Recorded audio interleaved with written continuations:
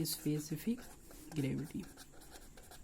Specific gravity को हम जी से प्रदर्शित करते हैं, हम जानते हैं, ठीक है। स्पेसिफिक ग्रेविटी का डिफिनीशन देखिए क्या होगा कि किसी भी मटेरियल की डेंसिटी और वाटर की डेंसिटी से भाग दे दीजिए तो उस पदार्थ की स्पेसिफिक ग्रेविटी निकल जाएगी। चलिए लिख लेते हैं, it is the ratio of density, it is the ratio of density of material upon density of standard liquid. Standard liquid में हम अक्सर वही लेते हैं, वाटर ही हमेशा लेते हैं, स्टैंडर्ड लिक्विड।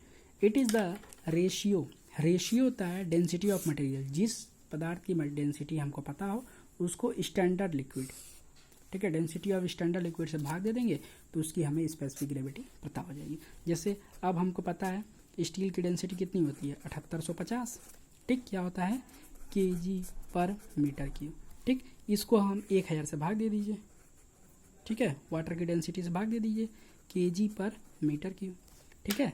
अब इस kg/m³ से ये kg/m³ कट गया तो आ गया कितना 7.85, आसपास इतना ही आएगा, ठीक है। उसके बाद से हम पढ़ते हैं पॉइजन्स रेशियो। क्या पढ़ेंगे, पॉइजन्स रेशियो, क्योंकि ये आप सोम में भी पढ़े होंगे पॉइजन्स रेशियो के बारे में। इसको हम किससे डिनोट करते हैं, पॉइजन्स रेशियो को म्यू से डिनोट करते हैं।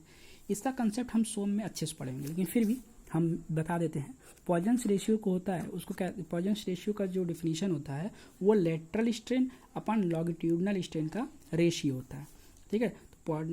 तो पॉइजन्स रेशियो जो होता है वो लेटरल स्ट्रेन अपॉन लॉन्गिट्यूडनल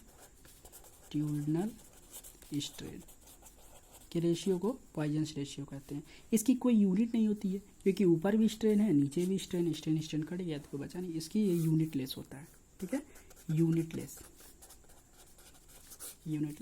ठीक है। लेकिन पॉइजन्स रेशियो का मान इलास्टिक जोन के लिए, ये पूछ लेता है एग्जाम में अक्सर, इलास्टिक जोन के लिए पॉइजन्स रेशियो का मान होता है 0.3, ठीक है। और प्लास्टिक, दूसरा क्या है, प्लास्टिक जोन के लिए पॉइजन्स रेशियो का मान जो होता है, ठीक है, वो होता है 0.5। आइए जरा ग्राफ में हम देख लेते हैं। जैसे हम स्ट्रेस स्ट्रेन ग्राफ पढ़े होंगे, उसमें हम पढ़े होंगे इधर स्ट्रेस इधर स्ट्रेन, उसमें हम पढ़े होंगे, पूरा कर्व पढ़े होंगे सो में। फिर भी थोड़ा सा यहाँ देख लीजिए इलास्टिक जोन और प्लास्टिक जोन के बारे में। अच्छा नहीं बना है, ठीक है, देख लीजिए। ये होता है बी, ये मेरा होता है ओरिजिन, ठीक है, ये ओरिजिन हो गया, ये बी मान लीजिए, ठीक है, 1.2, ठीक। इसको बोलते हैं, इसको यहाँ से यहाँ तक के जोन को बोलते हैं, ओरिजिन पॉइंट से लेके बी तक के पॉइंट को बोलते हैं, पॉइंट बी तक के बोलते हैं, इस पूरे क्षेत्र को बोलते हैं, यहाँ से मतलब ओरिजिन मतलब यहाँ है, हम यहाँ से लिए हैं यहाँ से यहाँ तक, इसको बोलते हैं इलास्टिक जोन। इसको बोलते हैं क्या, इलास्टिक जोन, ठीक। इलास्टिक जोन, ठीक है। यदि इलास्टिक जोन क्या होता है, यदि एक्सटर्नल लोड हटा दें, हटाने पर मटेरियल अपने ओरिजिनल डायमेंशन को प्राप्त कर ले, ओरिजिनल शेप एंड साइज मतलब ओरिजिनल डायमेंशन को प्राप्त कर ले, तो उसे इलास्टिक जोन बोलते हैं। इलास्टिक जोन के लिए पॉइजन्स रेशियो का मान लेते हैं 0.3, ठीक है। और प्लास्टिक जोन, ये प्लास्टिक जोन है मेरा, ये क्या है, प्लास्टिक जोन। तो प्लास्टिक जोन के लिए जो पॉइजन्स रेशियो का मान लेते हैं वो कितना लेते हैं, 0.5। अब प्लास्टिक जोन क्या होता है, प्लास्टिक जोन में एक्सटर्नल लोड हटाने पे, किसी भी मेंबर पे एक्सटर्नल लोड हटाने पे, वो लोड हटाने पर अगर वो मेंबर अपने ओरिजिनल शेप एंड साइज मतलब ओरिजिनल डायमेंशन में नहीं आता है, उसे प्लास्टिक जोन कहते हैं। मतलब एक तरफ का परमानेंट डिफॉर्मेशन हो जाता है, ठीक है, उसको प्लास्टिक जोन कहते हैं। तो सीधे पूछेगा प्लास्टिक जोन के लिए पॉइजन्स रेशियो का मान कितना लेते हैं, उसमें 0.5, इलास्टिक जोन में 0.3। अब अगली मेरी फिजिकल प्रॉपर्टी है जिसको बोलते हैं मॉडुलस ऑफ रिजिडिटी। अब मॉडुलस ऑफ रिजिडिटी देख लीजिए क्या होता है, modulus of rigidity, modulus of rigidity, modulus of rigidity, ठीक है। मॉडुलस ऑफ रिजिडिटी जैसा कि हम जानते हैं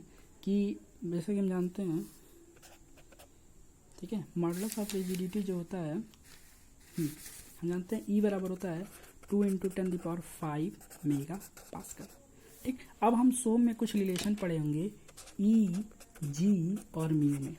पहला रिलेशन है, थोड़ा रिकॉल कर लीजिए, 2g 1 + म्यू। ये सीधे सीधे रिलेशन भी ऑब्जेक्टिव में पूछ लेते हैं क्योंकि इसमें बहुत कन्फ्यूज़न होता है। 1 - 2 म्यू। तीसरा होता है ई बराबर 9gk, 9gk है अपान g + 3k। तो इलास्टिक जोन के लिए हम जानते हैं, इलास्टिक जोन के लिए जो म्यू की वैल्यू होती है वो 0.3 होती है, ठीक। अब हम देखेंगे म्यू हमें पता है, ई पता है, जी निकालना है, ठीक है, जी निकालना है क्योंकि मॉडुलस ऑफ रिजिडिटी को जी से डिनोट करते हैं। तो अब हमें म्यू पता है और क्या पता है, ई पता है। तो म्यू और ई पता है तो हमें जी निकालना है। तो देखिए कौन सा लेगा, म्यू भी पता है, जी भी पता है, ई भी पता है, नहीं म्यू पता है, ई पता है, हमें जी निकालना है क्योंकि मॉडुलस ऑफ रिजिडिटी को जी से डिनोट करते हैं। तो हम फार्मूला लिखते हैं ई बराबर 2g, यही फार्मूला यूज करते हैं क्योंकि इसमें हमको म्यू भी पता है और ई भी पता है। अब हमें जी निकाल लेंगे, 2g 1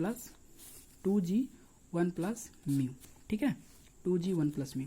तो ई अब इसको सॉल्व करेंगे सीधे सीधे, हमें याद है 0.794 × 10⁵ मेगा पास्कल आएगा। देख लीजिए यहाँ पे आप देखिए 2 × 10⁵ ई अपान 2 × 1 + 0.03। इसको सॉल्व करेंगे तो मॉडुलस ऑफ रिजिडिटी की वैल्यू 0.794 आएगा। फॉर किसके लिए, इलास्टिक जोन के लिए, इलास्टिक जोन के लिए, फॉर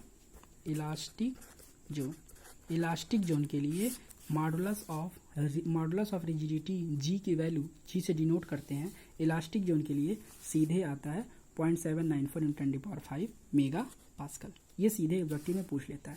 अब यहाँ रिलेशन बता दिए हैं क्योंकि हमें ई, जी, म्यू में हमको पता है रिलेशन, 3 रिलेशन होते हैं, ठीक है। यहाँ से हमको म्यू की वैल्यू पता है, ई की वैल्यू पता है, ई सभी स्टील के लिए सेम होता है, ई और म्यू की वैल्यू पता है तो इसमें म्यू और ई की वैल्यू पता है, हमें जी मॉडुलस ऑफ रिजिडिटी ज्ञात करना है।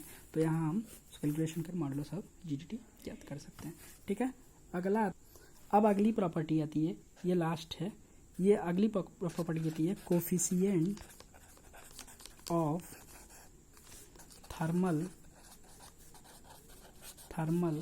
Expansion, coefficient of thermal expansion, इसको अल्फा से डिनोट करते हैं, ठीक है ना। किससे डिनोट करते हैं, अल्फा से। कोफिशिएंट ऑफ थर्मल एक्सपेंशन, इसकी वैल्यू होती है जो अप्रोक्सीमेट होता है, एकदम एक्यूरेट नहीं होता है, 12 × 10⁻⁻6 प्रति डिग्री सेल्सियस, ठीक है, ठीक है। इसकी जो यूनिट होती है वो पर सेंटीग्रेड होती है, ध्यान दीजिएगा, पर सेंटीग्रेड, 12 × 10⁻⁻6 प्रति डिग्री सेल्सियस। अब इसको चूंकि डेल्टा एल, अब चूंकि इसको ज्ञात करना है, बेसिकली फंडा क्या है इसको ज्ञात करने का, हम जानते हैं डेल्टा एल बराबर होता है यल इंटू अल्फा डेल्टा टी, ठीक है। तो डेल्टा एल बराबर यल इंटू डेल्टा टी बराबर अल्फा। तो यहाँ से हम ज्ञात कर लेंगे, ये यहाँ से ज्ञात कर लेंगे। इस तरह आपकी पूरी फिजिकल प्रॉपर्टी खत्म होती है। हमने पूरी फिजिकल प्रॉपर्टी को डिस्कस कर दिया स्टील के। Thank you.